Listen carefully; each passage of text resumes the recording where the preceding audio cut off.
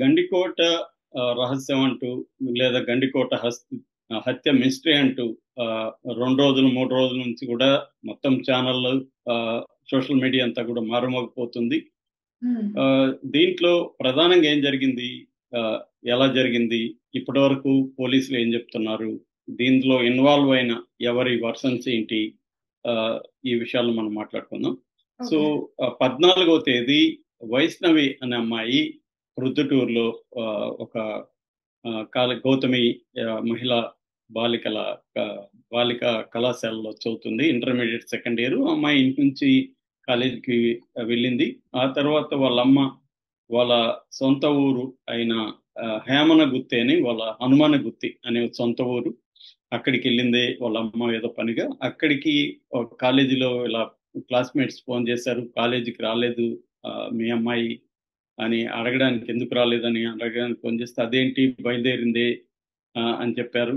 దాంతో అక్కడే ఉంటున్న వాళ్ళ బ్రదర్ అంటే కజిన్ పెదనాన్న కొడుకు సురేంద్రకి వాళ్ళ అమ్మ చెప్పింది. ఇలాగా అమ్మాయి కనబడలేదని. దాంతో సురేంద్ర కాలేజీ దగ్గరికి ఆమెను తీసుకొని కాలేజీ దగ్గరికొచ్చాడు.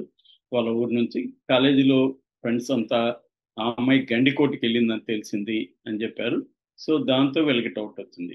ఏం డౌట్ అంటే, ఈ అమ్మాయికి ఇంతకు ముందే వాళ్ళ ఊర్లో ఉన్నప్పుడు పక్కింట్లో ఉండే లోకేష్ అనే ఒక అబ్బాయితో లవ్ అఫైర్ ఉంది. ఓకే. అది వాళ్ళిద్దరు కేసులు కూడా పెట్టుకున్నారు ఒకరి మీద ఒకరు. అబ్బాయి వేరే కులం, ఈ అమ్మాయి వేరే కులం, వీళ్ళకి ఇష్టం లేదు. రెండోది ఇంటర్మీడియట్‌లో లవ్ ఏంటి, చదువుకోవాలి గదా అని ఇంట్లో ఉన్నారు. వాళ్ళేమి పెద్ద ధనవంతులు కూడా కాదు, పేదవాళ్ళే. కూతుర్ని బాగా చదివించాలని అనుకుంటున్నారు. అందువల్ల హ్మ్. ప్రైవేట్ కాలేజీలో చేర్చి దూరంగా తీసుకెళ్ళిపోతే వీళ్ళిద్దరూ దూరమవుతారని చెప్పి ప్రొద్దుటూరుకి తీసుకొచ్చేసారు. కానీ ప్రొద్దుటూరు అనేది మరీ పెద్ద దూరమేం కాదు. కాబట్టి వీళ్ళిద్దరి మధ్య లవ్ అనేది కంటిన్యూ అవుతుంది. సో, ఈ క్రమంలో ఈ అబ్బాయికి ఎప్పుడైతే ఈ అమ్మాయి గండికోట, అంటే గండికోట ఈ కాలేజీ నుంచి 30 కిలోమీటర్ల దూరంలో ఉంటది. గండికోట అనేది వెరీ పాపులర్ ప్లేసు. అక్కడ రంగనాథ దేవాలయం గూడా ఉంటది. జనాలు వెళ్తూ ఉంటారు గండికోటకి. సో, అలాగా ఈ అమ్మాయి అక్కడికెళ్ళిందనగానే సురేంద్రకి ఈ అబ్బాయే తీసుకెళ్ళుంటాడు. ఇంత దూరం ఈ అమ్మాయి ఎందుకెళ్తది కాలేజీ ఎగ్గొట్టి అనేది అర్థమైపోయింది. దాంతో లోకేష్‌కి ఫోన్‌కి ట్రై చేస్తాడు. అది కలవట్లేదు. దాంతో లోకేష్ వాళ్ళ మామ ఒకాయనున్నాడు. ఇంతకు ముందు పంచాయతీలో గూడా లోకేష్ తరపున ఆయన మాట్లాడాడు కాబట్టి ఆయనకి ఫోన్ చేశాడు. లోకేష్ ఎక్కడ అని అడిగాడు. ఎందుకు చెప్పు అన్నాడాయన. లేదు, లోకేష్ ఎక్కడికెళ్ళాడు చెప్పు అని అడిగితే, అతను కడపకెళ్ళాడు ఏదో పని మీద అని చెప్పాడు. సో, ఈ లోపల సరే అని ఇతను కట్ చేసేసాడు. దాంతో వాళ్ళ మామకి డౌటొచ్చింది. వీళ్ళెందుకు లొకేషన్ ఎతుకుతున్నారు ఇప్పుడని. అతను లొకేషన్‌కి ట్రై చేసి మొత్తానికి లొకేషన్ పట్టుకున్నాడతను ఫోన్‌లో. హ్మ్. పట్టుకొని ఇట్లాగా సురేంద్ర నీకోసం ఏదో టెన్షన్‌తో ట్రై చేస్తున్నారు. నువ్వెక్కడున్నావు? జాగ్రత్తగుండు అది ఇది అని చెప్పడంతో అతను అలర్ట్ అయిపోయాడు. ఆహ్, అతను అలర్ట్ అయిపోయి అతను ఈ అమ్మాయిని వదిలేసి బయటికెళ్ళిపోయాడు. ఆ తర్వాత ఈ అమ్మాయి ఏమైందో తెలియకుండా ఈవెనింగ్‌కి పోలీసులు కంప్లెయింట్ ఇచ్చారు. పోలీసులు వెతికితే మరుసటి రోజు ఈ అమ్మాయి డెడ్ బాడీ అక్కడ దొరికింది. ఇక్కడ ఒక్కొక్కరి వెర్షన్ మనం ఫస్ట్ చెప్తాను.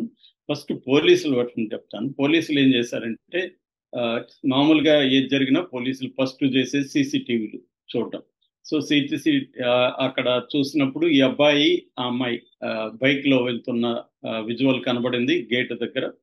8:38 నిమిషాలకు బైక్ విజువల్స్ సీసీటీవీలో ఉంది. వెనక ఈ అమ్మాయి కూర్చొనుంది. సో, ఆ అబ్బాయి లోపలికెళ్ళాడు. లోపల అది ఒక 1 ½ కిలోమీటర్ దూరం ఉంటది. ఒకే ద్వారం ఉందని చెప్తున్నారు. నేనెప్పుడైతే వెళ్ళలేదు. ఒకే ద్వారం ఉంది. విజువల్స్‌లో అంతా చూపిస్తున్నారు. సో, వీళ్ళు వెళ్ళారు. వెళ్ళిన 2 అవర్స్ తర్వాత ఇతను ఒంటరిగా బైక్‌లో రావడం కూడా సీసీటీవీలో కనపడుతుంది. అంటే 8:38కెళ్తే 10:35 బయటకొచ్చాడు ఒంటరిగా. సో, హ్మ్. దాన్ని బట్టి జనరల్‌గా ఏమనుకుంటారు, ఈ అబ్బాయే ఏదో చేశాడు ఆ అమ్మాయిని అనేది అనుకున్నారు. పోలీసులు పట్టుకున్నారు. అతన్ని కొంత కొట్టినట్టు కూడా ఉన్నారు. అతను ఫస్ట్‌లో భయపడి మామూలుగా భయపడి అబద్ధాలు కూడా చెప్తారు కదా! అలాగే అబద్ధాలు చెప్పాడని చెప్తున్నారు. దాని తర్వాత కొట్టిన తర్వాత అతను అన్ని నిజాలు చెప్పాడు. అతనేం చెప్పాడంటే, ఇలాగ మా మామయ్య వాడు నాకు ఫోన్ చేశాడు. ఇట్లా నిన్ను ఎతుకుతున్నారు. వాళ్ళు దొరికితే కొడతారేమో అది ఇది అన్నట్టుగా అతను గాబరా పడేసరికి నేను ఈ అమ్మాయితో ఏం చెప్పానంటే, ఇప్పుడు మన ఇద్దరం వెళ్తే ఒకే బండిలో వెళ్తే వాళ్ళు ఏమన్నా దొరికితే ఇంకా కోపం వస్తుంది. నేను నా పాటికి వెళ్ళిపోతాను, నువ్వు నీ పాటికి బస్సు కానీ ఆటో పట్టుకొని వెళ్ళిపో నువ్వు అని చెప్పేసి అతను బైక్లో వచ్చేసాడు.